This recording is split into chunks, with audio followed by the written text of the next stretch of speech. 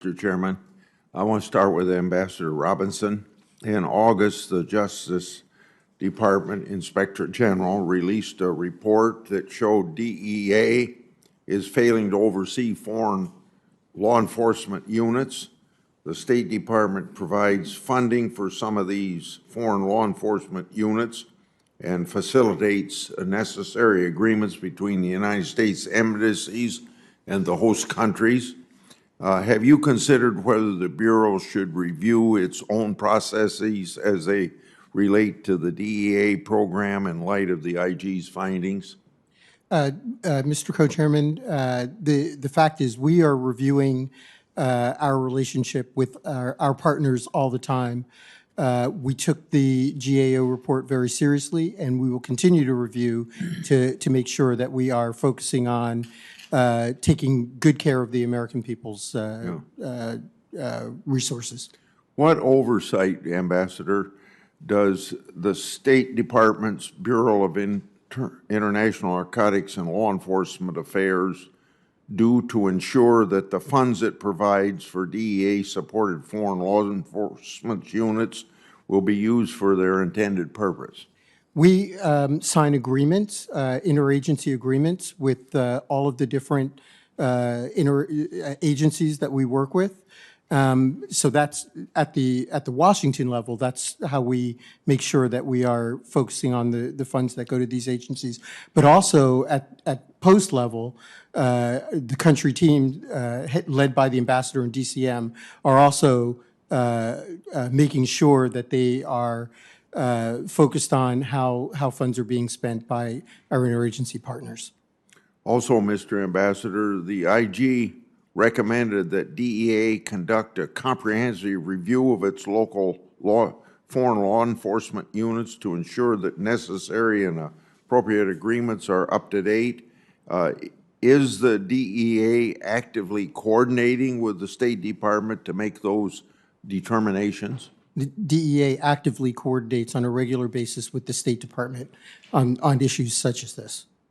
To your knowledge, are up-to-date letters of agreement in place for all the countries where DEA has established relationships with local foreign law enforcement units? To my knowledge, yes. Okay. For Mr. Schwartz, we had a recent Justice Department Inspector General report, the same one I've referred to, found that the DEA doesn't have a complete list of foreign law enforcement units that it supports and doesn't have a complete record of funding provided by the state and defense departments to support the units. Do you agree that the DEA headquarters should conduct strong oversight of the relationships its country officers form with foreign law enforcement partners? Well, thank you, Mr. Co-Chairman. The Department, of course, takes the Inspector General's report extremely seriously. And I'm happy to note that on August 26th, the DEA announced that it was doing an independent, top-to-bottom review of its foreign and international footprint, including all of the issues raised by the Inspector General. And we, of course, will follow that independent review and take any appropriate actions that are suggested thereby. Also, Mr. Schwartz, do you agree that when serious incidents occur involving DEA-supported foreign law enforcement units, it's incumbent upon the DEA headquarters to conduct oversight to identify problems and prevent similar incidents? I'm confident, Senator, that that is the position taken by the DEA administrator, by all of those involved at DEA headquarters, to carefully monitor this activity and, again, to abide by the results of the independent review of their international footprint. Okay. And also, Mr. Schwartz, I recently chaired this drug caucus field hearing in Cedar Rapids, Iowa. At that hearing, there was a person named Jeffrey Stamm, director of the Midwest HIDA, testified that every state, including Iowa, is a border state. He stated we need to deal with the flood of drugs like fentanyl impacting our country. You mentioned in your written testimony two Department of Justice anti-corruption programs that work in Mexico.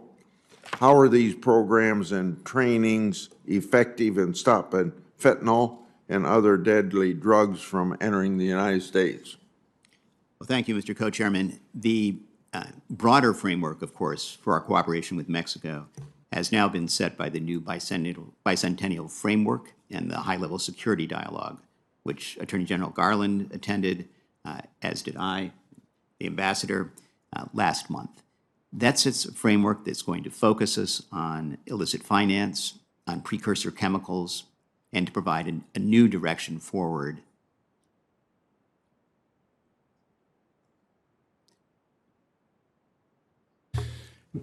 Next is Senator Hassan, and she'll be followed by Senator Cornyn and then Senator Lujan.